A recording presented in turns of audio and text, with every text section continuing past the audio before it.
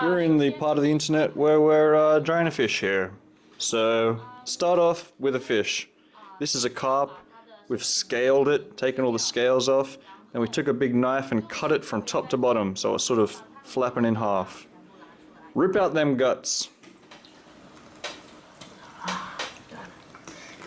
Oh my god, how? OK， 拉这个不是特别容易。啊。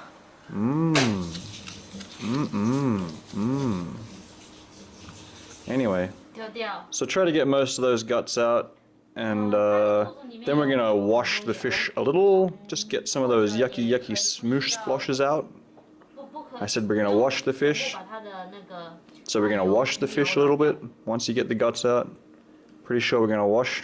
Pretty sure we're gonna wash. Pretty sure. Come on, come on. We're gonna wash the fish. OK， 放在水里面洗一下。 I knew it. I knew it. All right, good.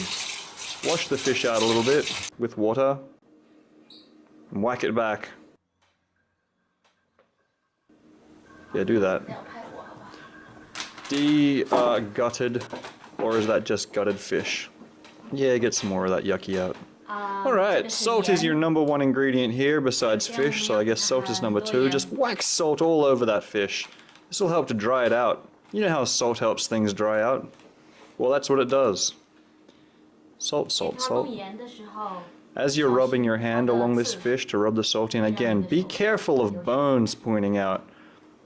Fish are bony things and they're sharp. Do the outside as well. Put salt everywhere. Just put salt everywhere. Rub it in. Some spices. Add whatever spices you want. What do you like on fish? Put that on.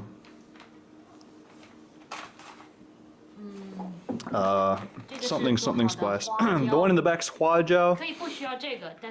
Sichuan pepper. Yep, that's right. Whack that on.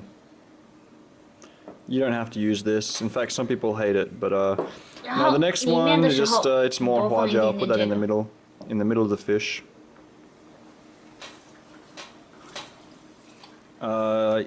Yep. This is chili flakes. Again, some people, you know, they don't like chili, but whatever. All right. We have a heavily salted, quite spiced fish. Just sort of closed it back up like a book. Now we're going to put it in this here, this bucket. Just like that. Remember how before you were like, oh, that's too much salt? Well, look at this. Salt, salt, salt. There you go. Just put salt everywhere. Salt everywhere. Keep going with that salt. There we go. We're going to leave it in this bucket. We're going to leave this fish in a bucket for a day or two. Just to let it kind of like, you know, sit in its own stink. Its own fishiness. Can't get this fish off itself. Alright. Do that again. Yeah, you got to do that again. Wipe that bit. Now, we're gonna, like I said, we're going to let this fish sit.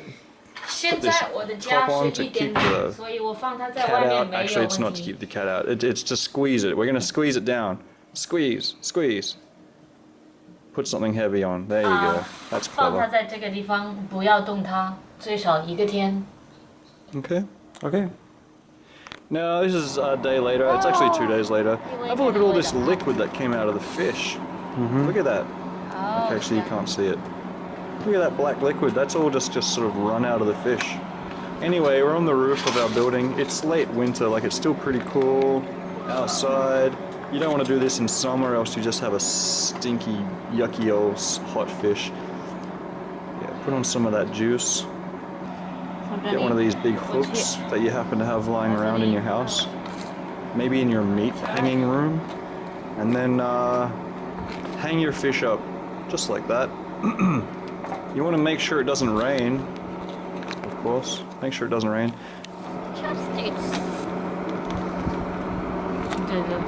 Now use some chopsticks or just whatever you have to keep the fish. See if the chopstick went through the flesh of the fish there? That's not ideal. You don't want that.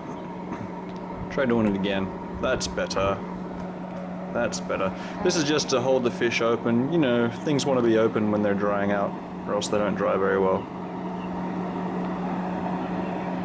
Alright. Leave that for a couple of days and then bring it inside, somewhere cool and dry inside. We put ours next to a fan. And then you know what happens? It dries the hell out and you can store it all year. You ready?